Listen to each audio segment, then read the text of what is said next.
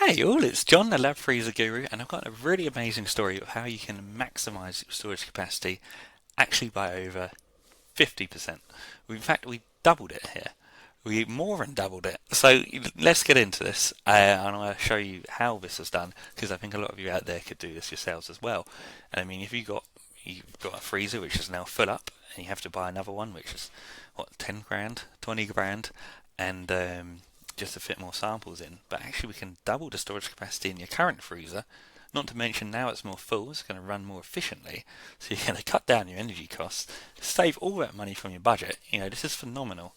And well, this is exactly how that is done. So, case study. This is the Eppendorf U570 freezer we're speaking about, and this here on the left is the rack, which perfectly fits that. Now, conventionally, people would use their 100 place cryoboxes, 100 samples per box, and they're going to fit 4 of those per tray, which I'm sure all of you are very familiar with. So that's going to be 20 boxes per rack, which in total is 25 racks per freezer, so that's going to mean 500 of their cryoboxes coming out at 50,000 samples, which is pretty average.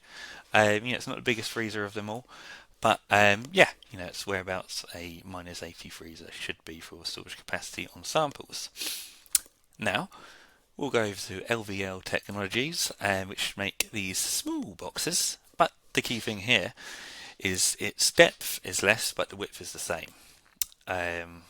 So yes, it's much more compact. Yes, they've got 3 sizes, but even if you went with the larger of these 3 sizes, still going to be an increase in storage capacity. In fact, so if you went for that larger box there of the 3 sizes, and you put it in that same rack on the left, you're going to increase your sample storage all the way up to, it's going to give you 6 boxes per tray instead of 4, and now it's going to be 72,000 samples in that freezer as opposed to 50,000 samples. So that's really good.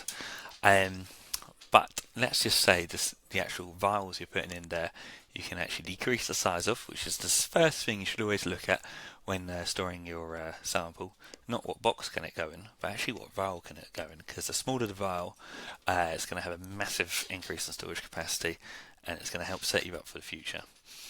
So, we've got the smaller one here, which is actually 32 millimeters high.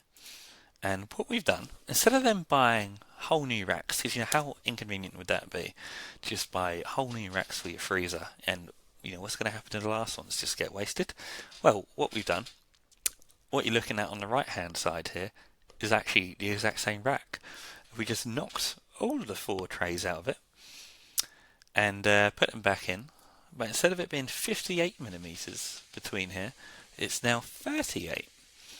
And we can then fit another 2 compartments in, make another 2 trays, and how much less metal is that firstly? So the whole rack is being reused, it's just another 2 trays and 1 more shelf, and boom, we've got our new product. And what does this do for storage capacity? Takes it up from 72,000 samples. Of course, we're getting the same amount of boxes per tray. We're getting more per rack, we're getting another 12 boxes per rack, which means it's 1,050 boxes in that freezer as opposed to 750, which takes us up to 100,800 samples in that freezer. We started back on that cryo box at 50,000 samples per freezer. And you can do this. Get in touch with me, because as far as I know, we're the only people actually reworking these racks. Get you your green points, and save on wasting your racks and buying new ones. You can rework this for a very similar price of buying a new one. Of course, there's quite a lot of time which goes into removing all of the shells and putting them back in.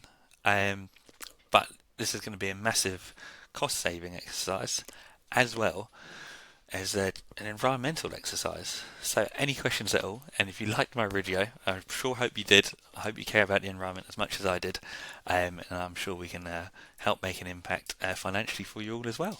So give me a thumbs up, and that's what I have to share today. It's John, the Lab Freezer Guru.